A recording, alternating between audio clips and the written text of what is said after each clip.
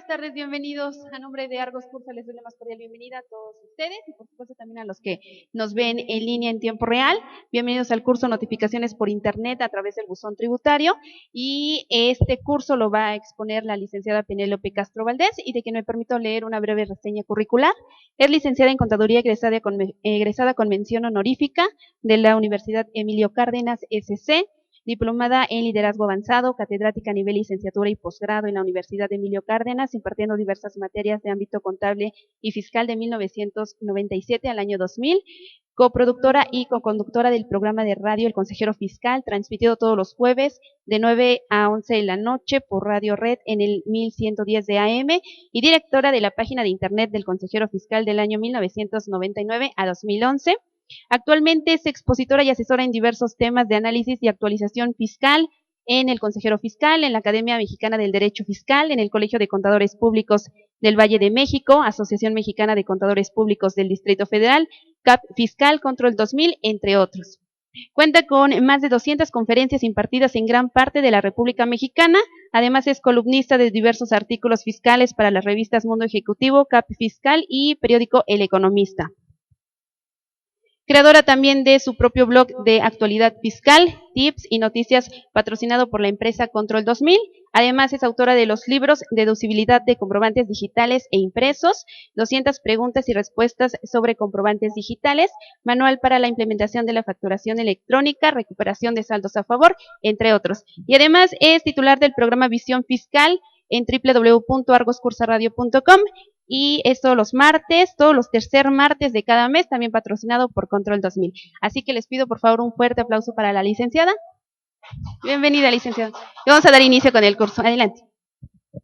Gracias, buenas tardes, y bueno, les ofrezco una disculpa por la tardanza, pero pues yo vengo de la Ciudad de México, y allá está llueve, y acá está haciendo mucho calor. Me llama mucho la atención porque esta no es una ciudad calurosa, y de repente me ha tocado ir a ciudades donde a lo mejor el clima que prevalecía era el calor y está de repente haciendo más frío, o lugares donde está haciendo más frío y de repente está haciendo más calor. Entonces, hay mucha gente que está hablando acerca del cambio climático. Dicen, pues es que viene un cambio climático y de repente hay zonas donde vamos a ver que cambian a lo mejor hasta las épocas de las estaciones, y zonas donde a lo mejor antes era predominante el mar, pues de repente vamos a ver como que predomina la zona terrosa, etcétera. Pero algo que yo estoy descubriendo es que no solamente es el único cambio al que vamos a enfrentarnos en esta época, como que muchas cosas están cambiando, como que de repente todo se empieza a mover, y hay situaciones que en el ámbito fiscal también van a representar una confrontación directa ahora a los contribuyentes, y tiene que ver mucho con el esquema del ingreso a medios electrónicos. De alguna manera, varios de ustedes, me imagino, pasaron ya pues digamos la pesadilla para algunos, para otros a lo mejor el cuento de hadas, de enviar la contabilidad por medios electrónicos, pero muchos contribuyentes todavía no han pasado ese umbral, porque no son contribuyentes la mayoría que rebasemos ingresos de 4 millones de pesos al año. Entonces, estamos en una etapa en donde ya a mediados de 2015, pues ya nada más nos restan 6 meses para que acabe el ejercicio, y entonces en enero todos los contribuyentes van a enviar su contabilidad por internet. No sé si lo habían concientizado.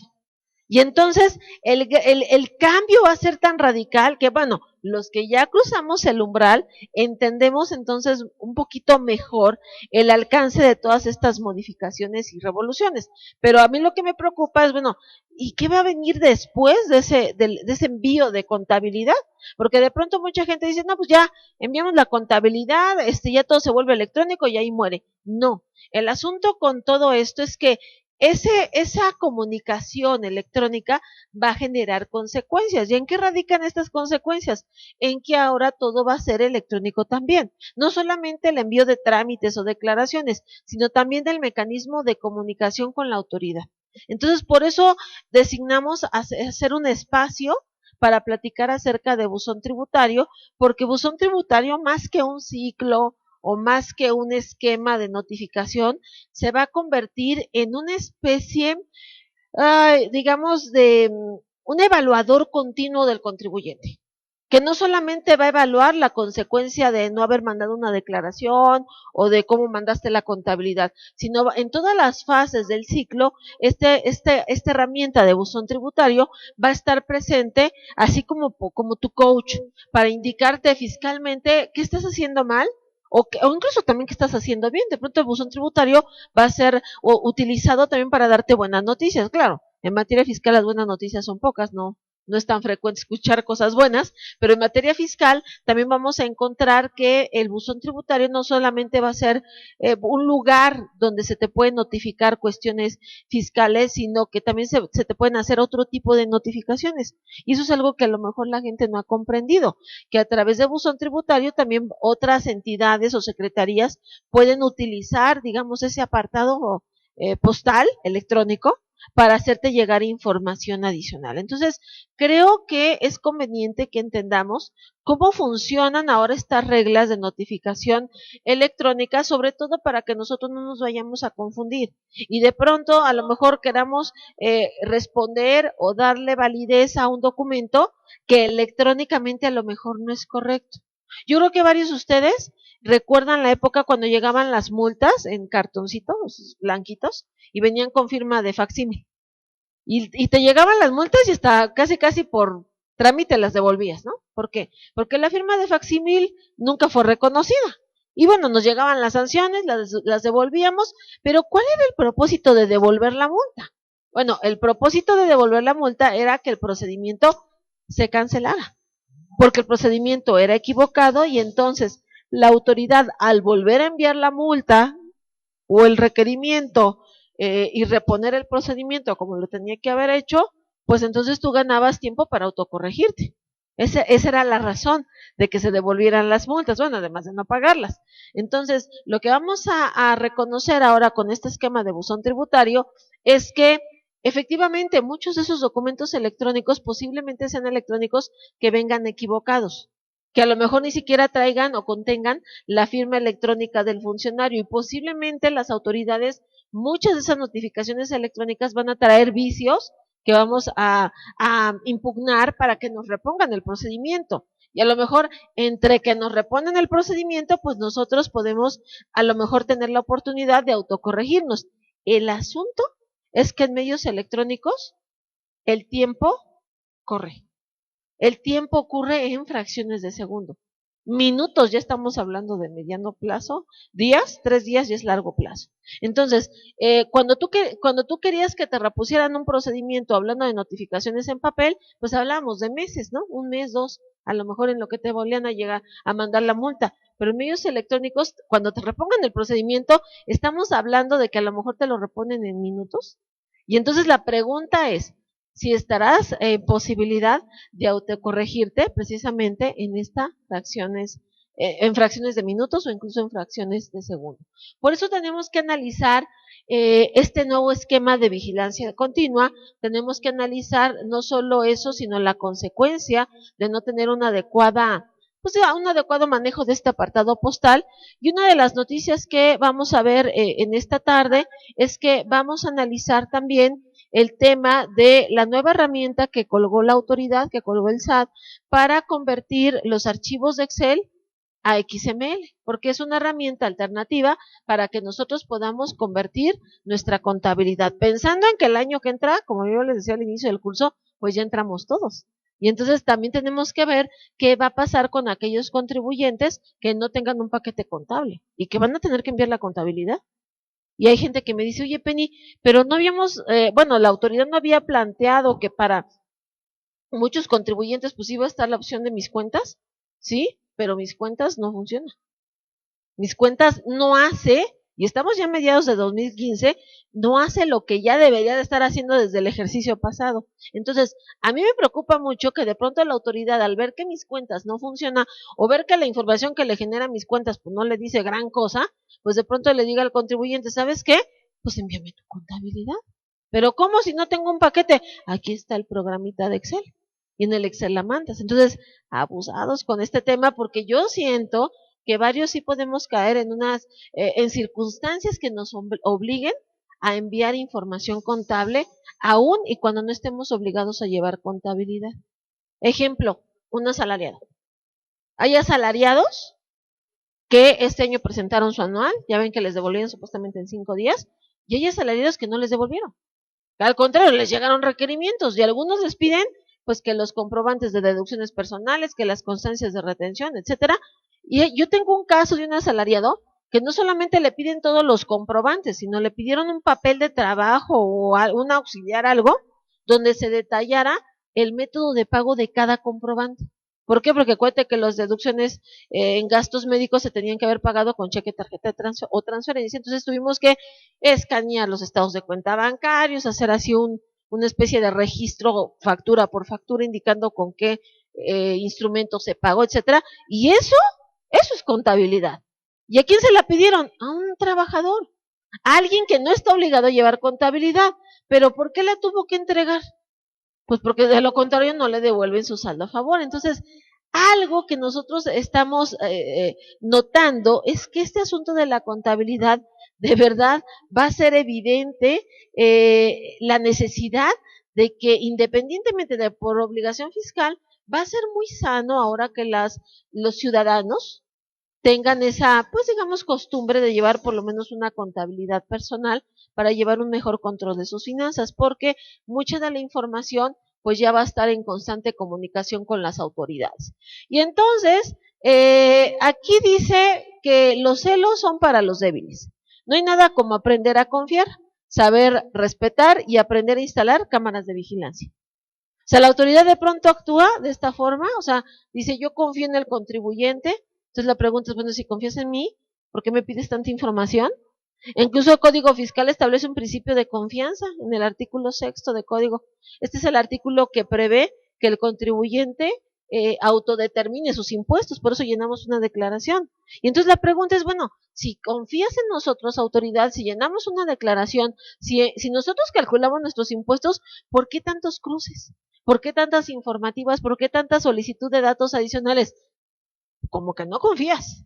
A lo mejor el código dice que sí, pero los hechos revelan como que no nos estás creyendo nada. Y entonces no va a estar lejano el día en el que a lo mejor tú entres a la declaración anual y entonces vas a notar que las declaraciones anuales ya van a estar prellenadas. Por esa razón es que necesitamos hacer un alto y entender entonces cuál es el papel, en este caso, del asesor. Porque el asesor está muy acostumbrado a decir, bueno, lo mejor es tratarlo todo a través de a lo mejor un escrito, a lo mejor alguna aclaración, a lo mejor esperar a que nos llegue una consecuencia ya en firme y nos defendemos. Y ahora yo creo que el consejo debe de cambiar un poquito, porque muchas de las estrategias, sobre todo de los abogados, es que cuando lleguen y toquen y pregunten por ti, ¿qué hacemos con el contribuyente? No está, o lo escondes. Pero ahora nadie va a llegar a tocar, nadie va a llegar a preguntar por ti, sino que ahora todo va a ser a través de medios electrónicos y bueno, estés o no estés físicamente, la notificación va a tener un efecto fiscal después de ciertos días. Pues hay que tener cuidado, porque hay personas que aunque te parezca increíble, a estas fechas están observando crisis porque les bloquean certificados, porque les congelaron las cuentas bancarias. Digo, no es el caso acá en Puebla, pero en el norte del país, en Torreón, ahí la moda es que te detienen 72 horas. Entonces, los abogados ahí están haciendo su agosto. ¿Por qué? Porque esa es una práctica indebida. La detención es una medida de apremio, pero la detención es la cuarta fase de las primeras tres para tratar pues de ubicar o localizar a un contribuyente que no responde. Entonces, primero está que te multen, después a lo mejor que te congelen las cuentas, etcétera, pero lo de la detención es el último paso. Entonces, la autoridad se brinca todo y primero te detiene. Y ya después a lo mejor te congelan las cuentas o a lo mejor te bloquea certificados. Entonces los abogados están defendiendo a muchos ciudadanos que indebidamente los están deteniendo. Sí, pero ¿quién te quita el susto de que llegaron por ti, que llegan con fuerza pública? Y luego en una zona donde el hecho de que ya ver patrullas afuera de tu domicilio, pues ya implica o que a lo mejor eras parte de un cártel o que a lo mejor tenías negocios dudosos. O sea, ¿quién también te quita ese estigma? Por eso hay que tener cuidado porque dentro del ciclo electrónico del contribuyente hay varias fases que ya están dominadas por los medios electrónicos, claro. La inscripción, digamos que es algo de las cuestiones en donde pues muchos contribuyentes antes a lo mejor jugaban con el papelito, que con las claves, ahora ya no es tan sencillo, hay una base de datos donde quedas registrado y esa base una vez que quedas registrado pues es muy difícil que te borres. El único modo para que te borres de ahí es que se cancele tu RFC. ¿Y eso cuándo ocurre? Pues cuando que te mueres, ¿no? Y eso, entre comillas, porque luego hay gente que se muere y tiene que llevar a cabo un trámite de sucesión para posteriormente ver la cancelación del RFC. Pero si hablamos de emisión de comprobantes, contabilidad, declaraciones y pagos, pues ya todo está dominando por los medios electrónicos. Por eso es que ya no se nos hace raro el hecho de que todo se empiece a conjuntar. Sin embargo, aquí hay algo muy importante. La consecuencia inmediata del uso de buzón tributario tiene que ver con algo que la autoridad denomina auditoría electrónica. Nosotros le llamamos revisiones electrónicas porque ese es el concepto que se maneja en Código Fiscal de la Federación, pero él se le llama auditoría electrónica. Y entonces, algo que me llama la atención es que en la fase de auditoría electrónica nos indica dos tipos de movimientos, las notificaciones y los documentos. Entonces también hay algo muy importante. La auditoría electrónica no siempre está en aras de detectar errores. A lo mejor la auditoría electrónica tiene que ver con ratificar o confirmar hechos o situaciones. Por eso es muy importante también que nosotros entendamos que así como vamos a recibir documentos electrónicos, también vamos a tener la necesidad de enviar. Y entonces, ¿cómo tendríamos que enviar esos documentos para que la autoridad los reconozca? No sé si te ha pasado que en alguna ocasión, haciendo algún trámite de devoluciones o compensaciones, de pronto mandas tu carpetita por internet y al entrar y ver el estatus, por ejemplo, de la compensación, te dicen que fue cancelada. Entonces revisas por qué la cancelaron y te dicen que porque no están los archivos, o porque no está el formato 41, porque no están los pagos, y dices, oye, pero sí te los mandé, o sí estaba, y ahí estaba ahí el archivito o estaba la carpeta y te dice el funcionario, no, pues no estaba. De pronto, algo muy interesante que ocurre con buzón tributario es que tiene reglas de recepción de documentos. Y entonces, en muchos trámites de compensación, el error del trámite no es porque no estés llenando el formato adecuadamente o porque a lo mejor estés aplicando un saldo a favor que no procede, no. El error a veces se resume en que tú le metes muchos documentos a una carpeta y la carpeta o no va debidamente comprimida o no estás identificando claramente el nombre de lo que le estás metiendo a esa carpeta. Y entonces mucha gente de repente dice, no, pues ahí estaba, pues ¿cómo le pusiste al archivo? No, pues yo le puse, no sé, le puse PP 2012-01. ¿Y qué es PP 2012-01? Pago provisional de enero 2002. Ah, pues eso solo tú lo sabes. El funcionario no sabía qué era eso de PP y dice, bueno, yo andaba buscando los pagos provisionales, no lo encontré, desechamos la carpeta. Entonces, hay que entender que mucho de este funcionamiento a veces ya ni siquiera interviene la mano del hombre. Y entonces, si la misma computadora del SAT no reconoce, digamos, un archivo permitido o con la estructura que el trámite te indique, va a rechazar los archivos que tú le quieras enviar. Por eso es tan importante entonces ahora entender cómo vamos a establecer estos mecanismos de comunicación, porque sí, porque es una medida que ellos han implementado para evitar o que les lleguen visitantes no deseados o que los hackeen. No sé si te enteraste que aparentemente hackearon el servidor del INE, ahora con el tema de las elecciones, ¿no? Y dicen que esos errores en los sistemas, que no afectan nada. No afecta nada de lo que de los votos registrados. Pero fíjate que no es el único caso que escuché. En esta semana hablamos de los errores en el sistema del INE y también hackearon el sistema que otorga las visas de Estados Unidos. Y por eso no están dando visas. Entonces, ¿qué te hace pensar que estos en un momento dado no puedan colapsar? Por eso es que dentro de las medidas de control que ellos tienen es que hay requisitos para que recibas, pero también hay requisitos para lo que quieres enviar. Por lo tanto, la autoridad tiene en este momento, digamos, la prioridad de enfocar el esfuerzo a que entendamos y funcione perfectamente la interacción entre datos enviados y presentados derivados de contabilidad electrónica, buzón fiscal y revisiones electrónicas. ¿Por qué? Porque las otras fases ya fueron pruebas superadas de alguna manera. Son procedimientos que comenzaron desde 2002, entonces, pues digamos que el tema de las declaraciones, pues ya hasta lo entendemos bien, lo dominamos. Yo recuerdo mucho los primeros cursos de pago referenciado, la gente se mortificaba muchísimo y no querían, y muchos estábamos todavía pegados a las hojitas de ayuda, pero ahorita te pregunto, después de 3 años, si regresarías al papel, y muchos me dicen, no, me relajo, yo no volvería a llenar un formato en papel ni me vuelvo a parar en una oficina a que me lo sellen, claro que no. Entonces, ahora, estos nuevos 3 elementos del ciclo, esos son los elementos donde tenemos que enfocar este esfuerzo, porque son los elementos donde no hemos andado, donde apenas comenzamos a cruzar esos umbrales, y entonces, pues mucha gente a lo mejor tiene la idea de lo que se va a enviar, y dice, bueno, pues es generar un archivito y lo mandas por el buzón, pero no vamos a ver que no es tan sencillo. El enviar la contabilidad, vamos, una cosa es procesarla, otra cosa es generar el archivo y mandarlo, y ojo, otra cosa va a ser recabar los acusos de aceptación, porque a lo mejor tú mandas y mandas y mandas y mandas, pero los archivos que mandas no sirven, o no se pueden leer, o finalmente el código agrupador no se pudo conciliar con la información, entonces pues lo que mandaste no sirvió.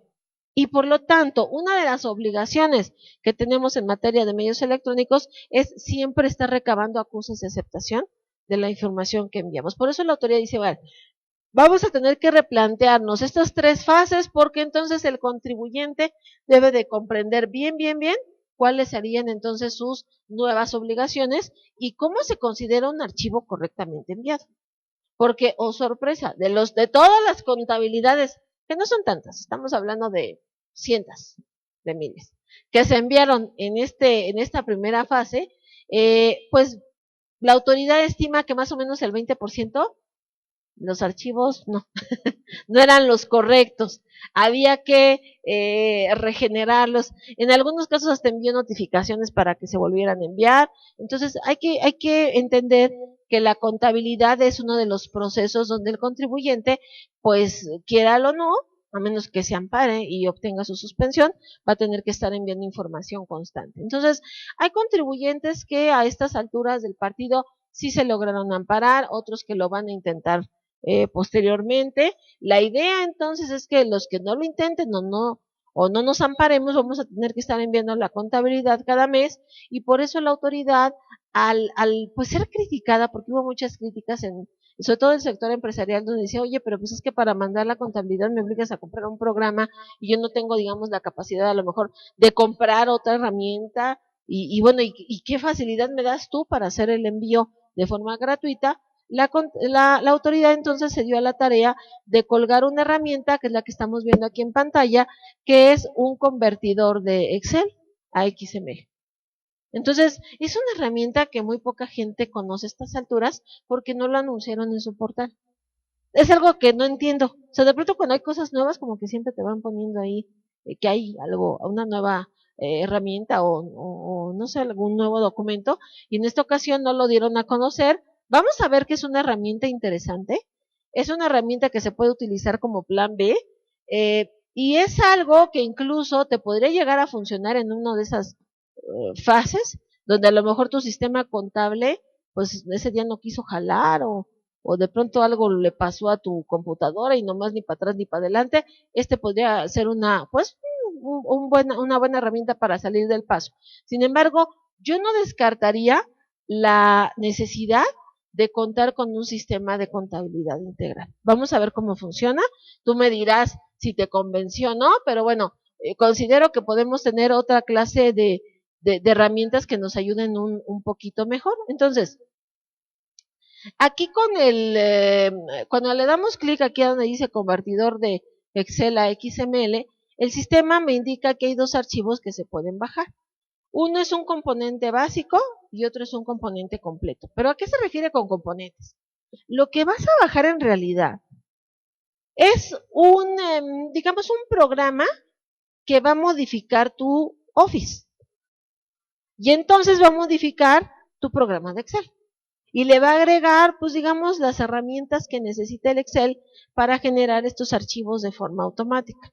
El básico es muy pequeño en tamaño, porque para poder instalarle el componente básico, debes de estar todo el tiempo en línea. Oye, pero ¿qué pasa si de repente yo no tengo internet o mi internet es muy lento? Ok, entonces mejor baja el componente completo, y al bajar el componente completo no necesitas estar en internet todo el tiempo, lo puedes descargar, pero obviamente sí es una herramienta pesadita. Entonces, al bajar el componente, lo que nosotros hacemos es darle doble clic para que la carpeta se descomprima, le damos doble clic a donde dice instalar o setup, dependiendo del idioma de tu sistema operativo, y el sistema se va a instalar solito. Le vamos a dar siguiente, se instala el componente, pero algo muy importante, para que este componente funcione, debes de contar con Office 2010 o 2013. Si tienes Office 2007 hacia atrás, no se puede instalar. Y otra cosa muy importante, debes de contar con un Office legal, porque si tienes la versión pirata, tampoco se va a poder. El sistema verifica las licencias del contribuyente y entonces una vez que instalamos el componente, lo que ocurre con tu Excel es que el Excel cambia. Y entonces vas a ver en tu programa de Excel que se agrega en el menú una nueva opción que se llama contabilidad electrónica. Como si ya viniera con el paquete de Office.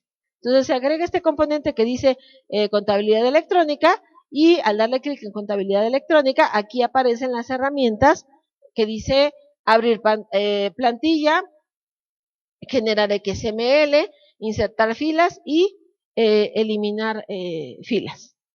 De alguna manera, para algunos contribuyentes va a ser muy sencilla esta aplicación si tienes familiaridad para trabajar con Excel. Sin embargo, yo considero que además de saber utilizar el Excel, debes de saber acerca de contabilidad, porque algo muy delicado que trae esto finalmente es como una hoja de Excel. Entonces, si la persona que va a hacer el registro de la contabilidad no tiene conocimientos de la partida doble, sí va a registrar cosas, me queda claro, pero no, va a generar a lo mejor balances que no le cuadran, o va a generar asientos que no tienen ni pies ni cabeza, o de pronto hasta va a inventar naturaleza para las cuentas, ¿no? Una naturaleza contraria a la que debería de tener. Entonces, bueno, hay que tener cuidado porque es una herramienta padre para alguien que sabe de contabilidad. Para un usuario que no conoce de este tema, pues va a ser otra hoja de cálculo más. Ahora, esta herramienta funciona a través de plantillas. Digamos que al abrir la plantilla, ya se genera una especie como de pantalla de machote que tú irías capturando poco a poco. Es importante que al abrir la plantilla, la guardes con un nombre para que vayas distinguiendo la plantilla de un contribuyente y otro, incluso para ir distinguiendo los periodos. Entonces vamos a hacer primero este proceso de abrir la plantilla, después vamos a guardarla con un nombre. Y cuando generamos la plantilla por primera vez, lo que vamos a observar entonces es que en esta plantilla tenemos varias hojas. Una hoja para llenar el catálogo de cuentas, otra hoja para llenar la balanza, otra para llenar pólizas, otra para llenar auxiliares. Entonces, una plantilla funciona de esa manera. Son hojitas como de machote ya preestablecido. No le puedes cambiar nada de lo que el sistema ya te está preguntando. Y viene el esquema tal cual lo desea la autoridad que se lo envíes. Entonces, lo que vamos a observar es que en esta plantilla de catálogo de cuentas, que es por donde debemos de comenzar, aparecen primero los datos para llenar la información del RFC, el mes del catálogo de cuentas, el año, y posteriormente tendríamos nosotros que incluir los datos de la cuenta, la descripción de la cuenta, la descripción de la subcuenta, indicar la naturaleza de la cuenta, e incluso algo que vemos aquí en la primera columna es que ya viene un espacio para determinar el código agrupador. El código agrupador ya viene en la lista predeterminada del catálogo que publicó la autoridad. Entonces, tú tendrías que registrar las cuentas, registrar el nombre, el número, la naturaleza, el nivel, y una vez que termines de registrar todas tus cuentas, después ir buscando de aquí el código agrupador más apropiado para la cuenta que vamos a registrar. Eso es algo importante. Por lo tanto, para poder registrar aquí cuentas, uno de los obstáculos es que lo vas a tener que registrar de forma manual. Porque mucha gente pensó, dice, no, pues yo tengo un catálogo, tengo algo en otra hoja de Excel y nada más lo copio y lo pego. No, no es tan sencillo. Lo tendremos que hacer manualmente. Entonces, esto es como una máquina de escribir, nada más que en Excel. Entonces, si tú me dices que el contribuyente es una empresa con 500 cuentas, digo, sí lo va a poder hacer, pero pues yo creo que le vas a invertir mucho más tiempo al que a lo mejor le invertiríamos a un programa. Si me hablas de un contribuyente no tan grande, pues a lo mejor esta sí podría ser una buena opción. Algo importante es que aquí se van a ir insertando filas. Me voy a regresar a esta lámina. Aquí está la herramienta para insertar filas, incluso también para eliminar, y se pueden ir insertando filas tantas como necesites para ir ingresando la información. Algo también importante es que, bueno, hablando del código agrupador, para cada cuenta yo tengo que seleccionar un código agrupador, por lo menos uno. Sin embargo, no hay un obstáculo para que a lo mejor haya cuentas donde a lo mejor se repitan códigos agrupadores. Eso sí puede pasar. O sea, cuentas que compartan el mismo código, o incluso de pronto a lo mejor tener una cuenta de mayor que tenga un número de código, pero las cuentas de detalle tienen códigos distintos, de referencia distinta. No, vamos, el sistema no valida eso. Nada más lo único que busca es que todas las cuentas tengan un código agrupador. Es lo único que valida. El sistema no le importa si están en orden o en desorden, o vamos, si hay, se repiten o no. Lo que busca que cada cuenta tenga su propio código. Y algo muy importante, estas cuentas que tú vas a registrar en este catálogo son las únicas cuentas que se van a poder utilizar en pólizas, en balanza y en auxiliares. Entonces, lo que vas a notar es que de pronto el sistema, cuando estás a lo mejor registrando una balanza, si ve que pones una cuenta que no diste de alta aquí primero, te va a mandar un error y te va a decir, no, ese número no corresponde a tu catálogo. Oye, ¿y qué pasa si es un cliente nuevo? O si es una cuenta nueva. Entonces tendrías que regresarte a la plantilla de catálogo, abrir esa cuenta primero, para posteriormente ya utilizarla en las otras hojas. Pero entonces ese mes, ¿qué va a pasar? Ese mes donde entró el nuevo cliente. Ese mes tendrías que mandar, además de la balanza, el catálogo. ¿Por qué? Porque abriste una nueva cuenta. Entonces, como que muchas de las cosas, de las reglas de contabilidad, con esta herramienta creo que te van a quedar claras en materia de, bueno, ¿a qué se refería la autoridad con que tenemos que mandar el catálogo cada vez que quitemos o pongamos cuentas? Ok, entonces, algo interesante con estas herramientas es que puede haber filas que de repente, así como se crean cuentas, también algunas cuentas a lo mejor les vamos a eliminar, y también se pueden eliminar las filas sin ningún obstáculo. El asunto es que en Excel nosotros estamos acostumbrados a que de repente a lo mejor estás capturando o escribiendo y luego te equivocas. Y dices, chin, me equivoqué, y borramos, ¿no? Y de repente dices, ay, no, estaba bien. Y ya ves que aquí arriba hay unas herramientas que dicen deshacer, ¿no? Una flechita hacia adelante, hacia atrás, que es para deshacer lo hecho. Cuando tú utilizas aquí las herramientas de insertar, puedes eliminar la fila sin problema, pero si tú eliminas una fila y después le quieres dar deshacer como para que se vuelva a poner, eso no se puede lograr, porque es una plantilla. Entonces aquí tiene que estar el contribuyente, pero bien seguro de qué correcciones hace, porque no es tan fácil deshacer lo elaborado. Algo también entonces importante es que cuando terminemos de capturar aquí todas nuestras cuentas, esta plantilla, como te comentaba al inicio, la vamos a tener que guardar para ponerle ya un nombre específico con los datos del contribuyente. Ubica dónde quieres guardar esta plantilla para que posteriormente sepas dónde está y puedas seguir trabajando en esta información. Y bueno, cuando la plantilla ya está generada, ya está guardada, ya está completa, si lo que ya quieres es enviar tus documentos, digamos que esa es la parte más sencilla. porque lo que harías es irte aquí al menú que dice generar XML, seleccionar primero qué hoja es la que quieres enviar, por ejemplo, si quieres mandar catálogo o balanza. Si quieres enviar el catálogo y está abierto el catálogo, le daríamos aquí el clic en XML y el sistema solito te genera el archivo. Le pone incluso el nombre que debe de llevar el archivo. Muchos archivos no se pudieron subir ahora el 30 de abril porque no llevaban la nomenclatura correcta. La nomenclatura correcta indica que debe de llevar el RFC del contribuyente, el año de la información, el mes, y 2 letras que me digan qué archivo es. CT, si es catálogo de cuentas, BN para balanza normal, BC para balanza complementaria, PL para decir que es una póliza, XC para un auxiliar de cuentas o XF para un auxiliar de folios. Entonces, el sistema ya sabe qué nombre ponerle y algo muy importante, te lo va a guardar en XML, pero te lo guarda zipeado.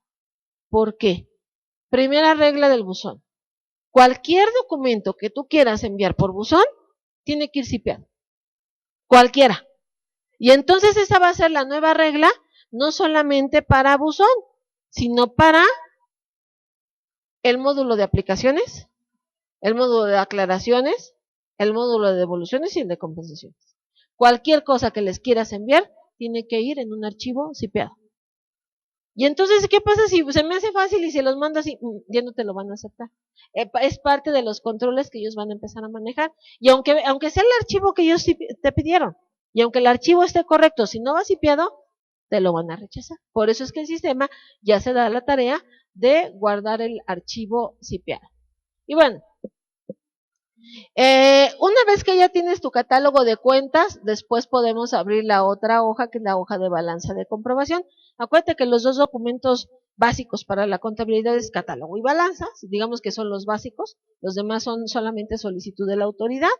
Y bueno, en el caso de la balanza de comprobación, sí es muy importante indicar si es una balanza normal o si es una balanza complementaria. En el caso de que sea una balanza complementaria, tendrías que ponerle la fecha en la que estás modificando la balanza. Si no, pues sería como balanza normal. ¿Cómo sé yo que es normal o complementaria? Pues ¿cuántas has enviado? Es que la primera vez que la envío, pues esa ya fue la normal. Todo lo que sea después de la normal sería considerado una balanza complementaria. Y bueno, aquí aparecerían los números de las cuentas, pero ojo, no te las precarga, ¿eh? O sea, no crees que como ya di de alta la cuenta, aquí ya aparecen las cuentas. No, no. Las tienes que poner tú. Tú tienes que poner el saldo inicial, los cargos y los abonos y el saldo final. Por eso te digo que es una máquina de escribir. Y entonces, lo único que hace el sistema es que sí va a validar que las cuentas que tú pongas aquí sean cuentas previamente registradas en el catálogo. Es lo único que valida. Lo demás es cuestión de tecleo, de talache. Igual, guardamos la plantilla y al final de capturar la balanza, si estoy listo y ya quiero generar el XML, pues ya generamos el archivo XML de la balanza. Entonces, digamos que hasta aquí la herramienta pues está 2-3 y como que nos late, como que nos agrada. Pero quiero que veas, en este caso, la herramienta de las pólizas, porque sabemos que la autoridad, si desea pedirnos las pólizas, no las va a requerir. ¿Y en qué momento las va a requerir? Pues cuando ellos decidan. Algo que nos está así como que conflictuando a todos es que de pronto hay personas que dicen, a ver, Peri, pues de una vez, ya que estamos en esto, pues vamos a generar todos los archivos XML de las pólizas. Pero no te las están pidiendo. ¿Para qué las generas? No, pues porque me lo van a pedir, entonces para tenerlo ahí, para cuando me lo pidan. Mira, aunque quieras no vas a poder. ¿Por qué?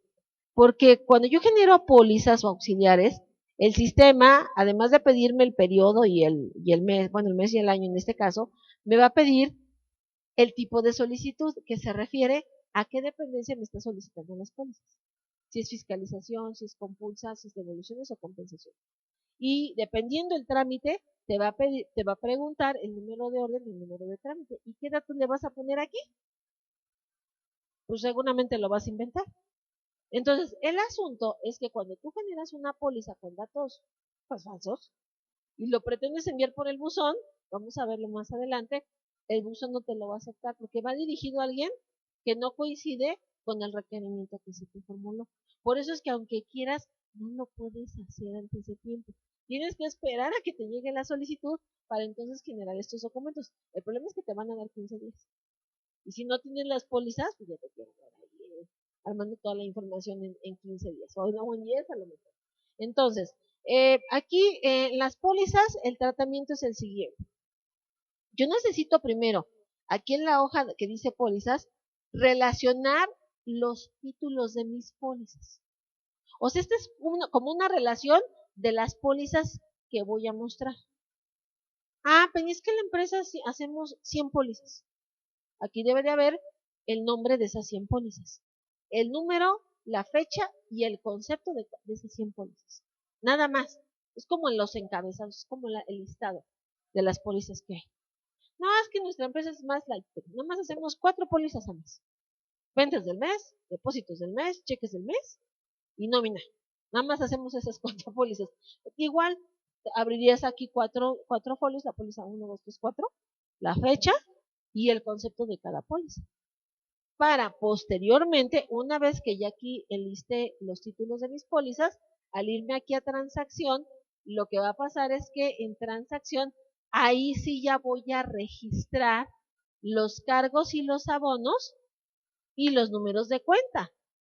Pero partiendo de qué cosa, primero, le tengo que poner a qué póliza pertenece ese cargo o ese abono. Entonces primero le pongo aquí el número de la póliza, le pongo, bueno, obviamente le pongo el número de la cuenta que estoy afectando, la descripción, el concepto de la partida y en su caso el cargo y el abono. Lo que va a vigilar el sistema es que yo, al poner el número de póliza corresponde a alguna de las pólizas que yo registré acá.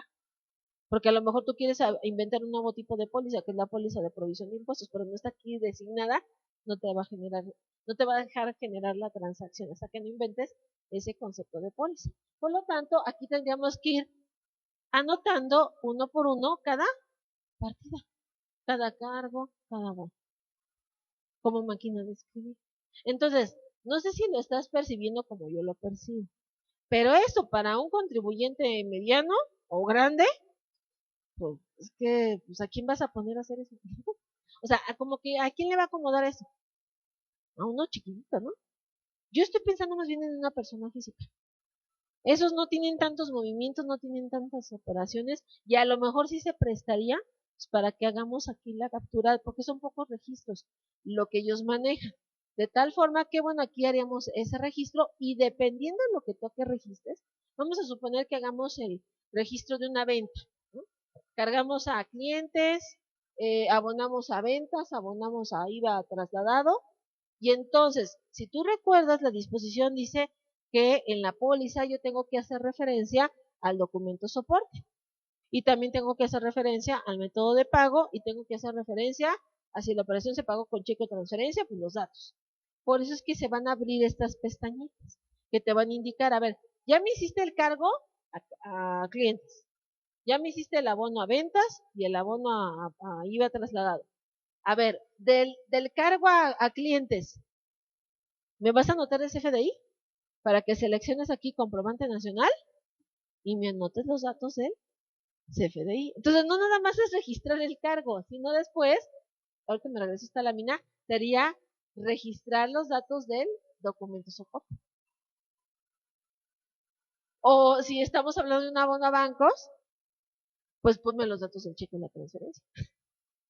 Entonces, algo importante, estos complementos no son obligatorios. O sea, el sistema, la verdad, no sabe si el documento soporte es o no un CFDI. No lo va a adivinar el sistema, gracias. Pero, pues la autoridad cuando revise, pues sí te puede requerir, oye, ¿por qué no me incluiste información del CFDI? Claro que lo puede hacer. Y ojo, aquí si incluimos la información del CFDI, tendría que ser por partida. O sea, tenemos que poner los datos del CFDI en el cargo a clientes, en el abono a ventas y en el abono a IVA. No, Penny, pues es que si no la pones así, nos vamos a llevar, no. O sea, todo el mes a lo mejor en hacer las mentadas 4 pólizas. Por eso la disposición dice, cuando no sea posible indicar la referencia del documento soporte dentro de la póliza, ¿dónde vamos a incluir esa información? En un auxiliar de folios.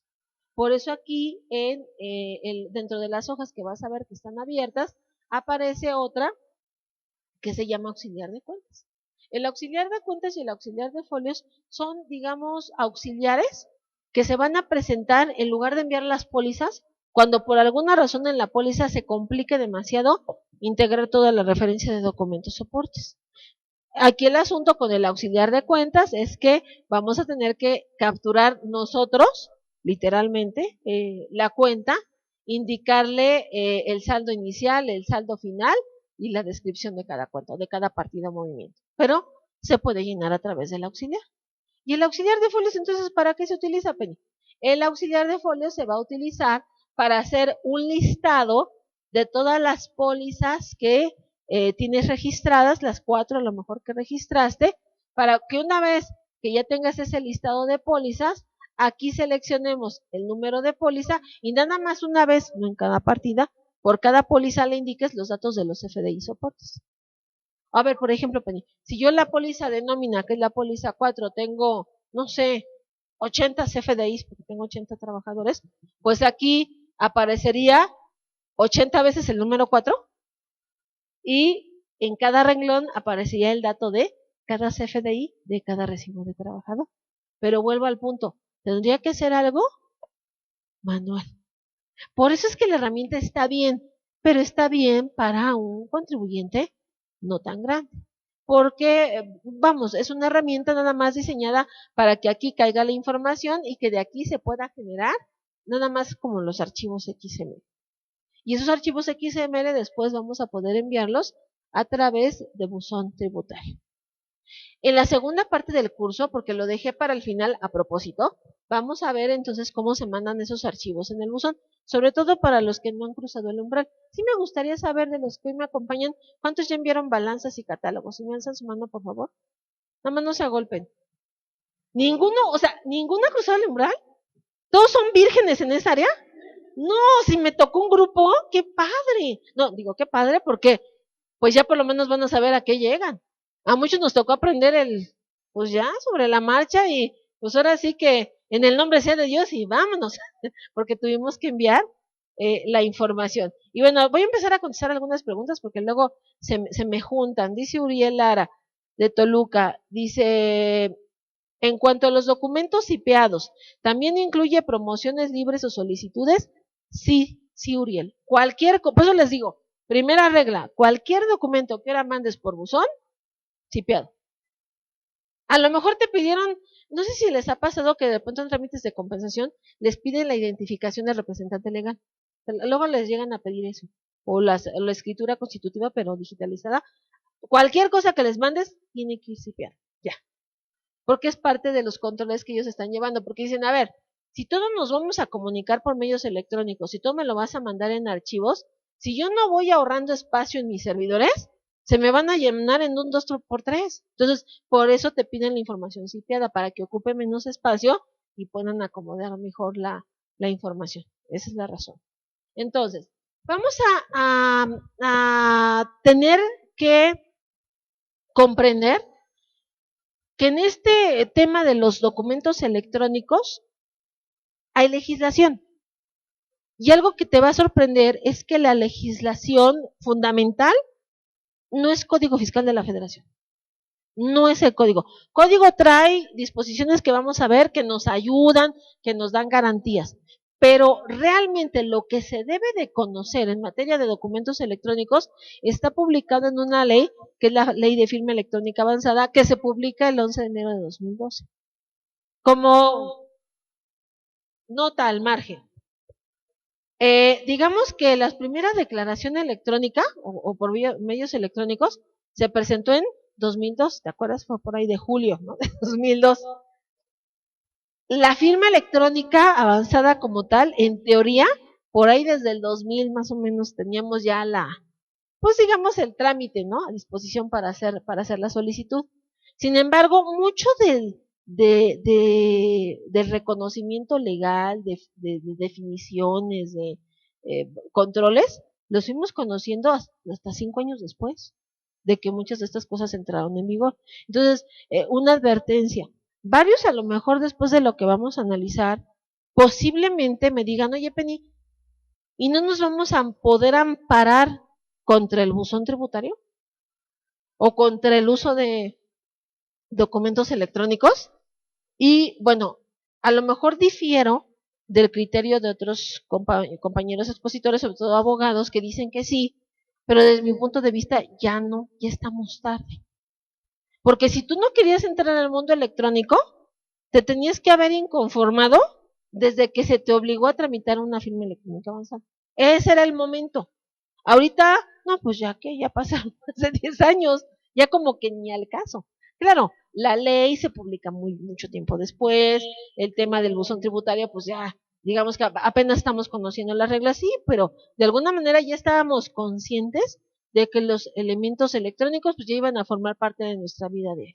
Entonces, en esta ley es muy importante porque aquí nos indican cómo es el uso de la firma electrónica avanzada, o sea, para qué funciona, para qué se considera útil, los servicios relacionados con firmas electrónicas y la homologación de la firma electrónica avanzada con otras firmas reguladas por otros ordenamientos legales. Si tú quieres conocer realmente en qué momento tu firma electrónica o contraseña o algún elemento dispositivo sustituye a una firma autógrafa, aquí es donde viene el fundamento legal, no precisamente en código. Por eso es importante primero estudiar esta ley para después entender muchas de las disposiciones que vamos a ver en código y en reglamento de código también. Y bueno, aquí se nos define qué son las cosas, porque de pronto pues, me acuerdo mucho un curso que me decía una contadora, oye Penny, pues ya después de haber visto como la mitad del curso me dice, oye, ya todo esto, ¿qué es digitalizar? O a todo, sí, y de repente hay muchas cuestiones que ya, por ejemplo, se manejan en el lenguaje, pero pues no tenemos una definición así, bueno, sabemos a qué se refiere, pero algo como una definición ya redactada o descrita, y entonces aquí encontramos la definición, por ejemplo, de certificado digital. Un certificado digital es un mensaje de datos o registro que confirma el vínculo entre un firmante y la clave privada. Si tú observas en la práctica, para hacer, por ejemplo, facturas, utilizamos un certificado digital. Y entonces, para poder hacer la factura, algo importantísimo es que cuando ya le vas a dar sellar, la máquina te dice, ¿dónde está el archivo del certificado? Y tú le tienes que decir dónde están los archivos y ya le pones tu contraseña y digamos que ya estás firmando. Bueno, no es que estés firmando, se está vinculando el documento que elaboraste con el archivo que te identifica a ti. A eso se le llama certificado digital, es ese vínculo. Ahora, el documento electrónico es aquel que es generado, consultado, modificado o procesado por medios electrónicos. Algo que vamos a descubrir es que, bueno, los medios electrónicos nosotros siempre lo focalizamos ahora con las computadoras, pero con el paso del tiempo, el medio electrónico a lo mejor ya no va a ser propiamente una computadora. Muchas de las aplicaciones el SAT las está cambiando para crear funciones en los teléfonos celulares o en los iPads o en nuevas tecnologías que seguramente vamos a ver que se inventan, porque cualquier cosa que tenga que ver con un lenguaje traducido a un impulso electrónico de un sistema va a ser considerado medio electrónico. Entonces, no todo se reduce al uso de computadoras. Hay otros, digamos, elementos que pueden intervenir ahora en el reconocimiento como un documento electrónico. Por cuestiones de tiempo, no nos dio chance de hacerlo en esta sesión, aparte de que no se pudo hacer la conversión, pero hace tiempo a uno de mis clientes, acuérdense que yo no tengo clientes normales, le llegó una auditoría. Y fue una auditoría del gobierno del estado, del secretario de finanzas, lo revisan, etcétera. Y de pronto, pues, el auditor se empezó a desesperar porque nos pedía información, pero pues no encontraban así gran cosa, ¿no? Pues, hasta eso, fíjense que es de esos contribuyentes cumplir. Yo no entiendo, tengo clientes que son un desastre y nunca los molesta. Y este que lo hace todo bien, cada año llegan y algo le revisa. Entonces, al estar pidiendo información y todo, de repente nos solicita así como una cita para platicar.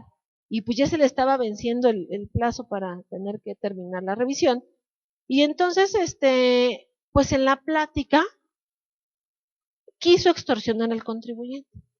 y le dijo, pues mira, nosotros aquí tenemos que justificar así como que nuestro trabajo, aquí mi jefe me dice que yo por lo menos te tengo que determinar algo, crédito, multa, por X cantidad, y pues, ¿qué te parece si lo dejamos a la mitad y nos lo traes en efectivo? Porque si no, pues aunque no tengamos la razón, pero te vamos a inventar ahí un crédito y te vamos a, y lo vamos a hacer choncho para que ya tengas un problema penal, etcétera. Y lo empezó a amenazar. Lo que este auditor no sabía, pues es que le estábamos grabando. Y todo, pues ahí en el MP3, ahí en el celular, toda la conversación, incluso, por eso me comentaba incluso el doctor, me dice, sería interesante, Penny, que a lo mejor en un programa de radio lo reprodujéramos, ¿no? Porque de pronto, y esto no es tanto para el contador, o sea, los contadores, los asesores sabemos que estas cosas pasan, sino también para que el contribuyente sepa cómo actuar. Porque de muchos contribuyentes que a lo mejor se imaginan cosas que no son reales o piensan que les puede ir peor, pues a lo mejor acceden al acto de corrupción. Entonces, aquí nos apoyó mucho la Prodecon.